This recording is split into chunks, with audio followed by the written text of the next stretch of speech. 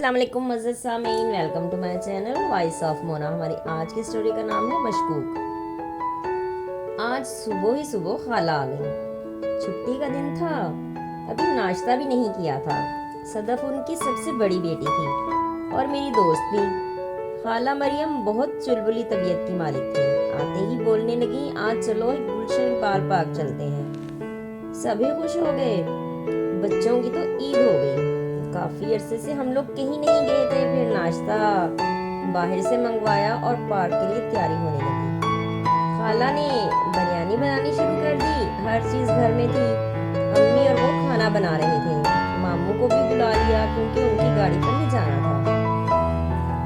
फिर 2-3 घंटों में सब तैयार हो गया और हम 3 फैमिलीज पार्क पहुंच गए। तब हम लोग बहुत छोटे मगर समझदार थे। थोड़े 7th क्लास में पढ़ते थे शायद। हम लोग झूला झूल रहे थे कि एक लड़की आगे खड़ी हो गई। उसके साथ एक लड़का भी था, शायद उसका भाई था। सारे झूले लोग झूल रहे थे।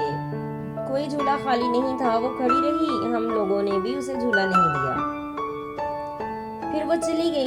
सदफ ने कहा, यार वो क्या सोचती होगी, कोई बात नहीं, फिर आ जाएगी। फिर हम लोग वापस आए तो वो खाला के पास बैठी थी। तुम इधर? अरे मैं जानती हूँ इसे। अच्छा, हमने सोचा हमारी शिकायत लगाने आई होगी, हमने इसे झूला नहीं दिया। ये मेरे दोस्त की बेटी है। सदफ, क्यों नहीं जानती फिर इसे? इसका नाम जुनैरा है। फिर जुनैरा हमारी हम उम्र थी, फिर उससे दोस्ती हो गई। उसके भाई का नाम जोहेब था। वो भी पूरी फैमिली ही पार्क में आई हुई थी। वो लोग भी फिर हमारे पास आकर बैठ गए। शाम तक खूब इंजॉय किया। फिर घर वापस आ गए। जोहेब के घर वाले फिर खाला के घर आने जाने लगे। वक्त गुजरता गया, हम लोग बड़े हो गए। जोहेब के घुंघराले बाल और मोटी मोटी आंखें थीं। वो सदफ को पसंद करने लगा था। फिर उन्होंने सदफ का रिश्ता मांग लिया। खाला काफी अरसे से जानती थी। जोहेब की अब अपनी शॉप थी कंप्यूटर की, इसलिए खैरो आफियत से रिश्ता तय हो गया। सदफ ब्याह कर जोहेब के घर चली गई। हम लोग भी उधर आते जाते। सदफ खुश नहीं थी मगर जाहिर भी नहीं करती थी। मेरी दोस्त थी इसलिए मैंने महसूस कर लिया। फिर वो बीमार रहने लगी। मैंने खाला से बहुत कहा कि कुछ तो है। वो मेरे बार बार कहने पर खुद भी परेशान हो गई। फिर सदफ को घर ले आए। इस बार उसे खाला ने रोक लिया। फिर मैं भी उधर चली गई। सदफ से पूछा तो वो रोने लगी। हम बहुत परेशान हो गए। बताएंगी तो पता चलेगा। ऐसे थोड़े में किसी को इल्हाम होगा। जुहेब से परेशानी है तुम्हें? नहीं, वो तो बहुत अच्छा है। फिर सदफ ने हमें जो बताया वो सुनकर हमारे पैरों के नीचे से जमीन ही निकल गई। वो अपने ससुर के हाथों परेशान थी। वो उसे बहुत परेशान करता था। जोहेब को बताया? नहीं, उसका बाप है, कैसे बताऊं? मगर ये तो सही नहीं है, तुम डिप्रेशन में हो। फिर रात को सब इकट्ठे हुए तो खाला ने सबको ही बता दिया। बात छोटी नहीं थी और मजीद छुपाना भी अच्छी बात नहीं थी। अब बड़ा मसला ये था कि जोहेब को कैसे बताया जाए। खालू ने साफ मना कर दिया था कि सदफ को अब वापस कभी भी नहीं भेजना। फिर जोहेब आया तो उसे सब ने बता दिया। वो खामोशी से सुनता रहा, कोई जवाब नहीं दिया और चला गया। फिर काफी दिन खामोशी छाई रही। फिर एक दिन जोहेब आया तो सदफ को खर्चा और कुछ सामान दे गया। वो प्रेग्नेंट थी।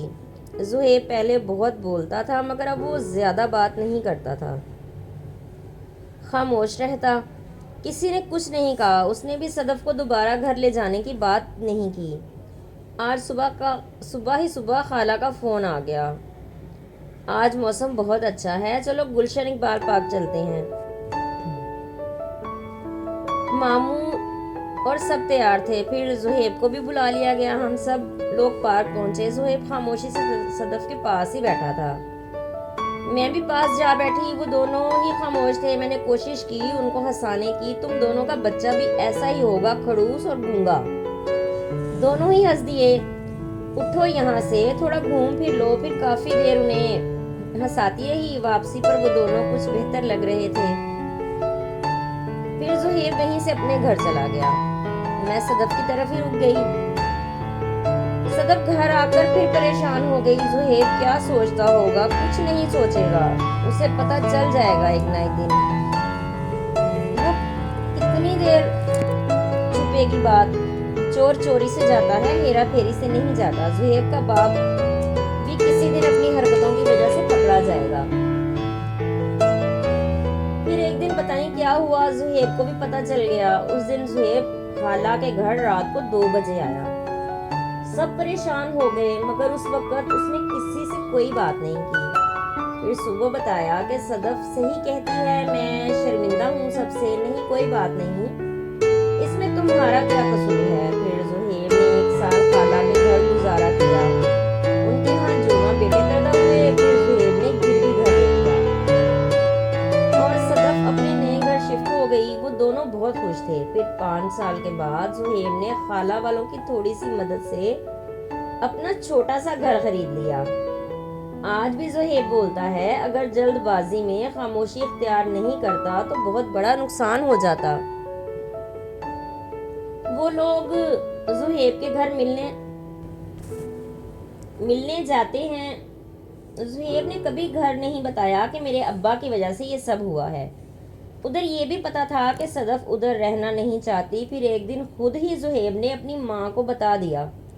वो उस दिन बहुत रोईं कि मैं किधर जाऊं। ज़ुहैब ने माँ को दिलासा दिया, मैं साथ हूँ आपके। उनके गुनाहों की सज़ा उन्हें मिल ही जाएगी, आप फिक्र नहीं करें। जो जैसा करता है वैसा ही भरता है। उन्होंने जो किया उसकी सज़ा उन्हें मिलेगी ही। लेकिन अब वो बुजुर्ग हैं हमारे, हम उन्हें भी कुछ नहीं कह सकते। जीते रहिए, खुश रहिए। मिलते हैं अगली कहानी के साथ।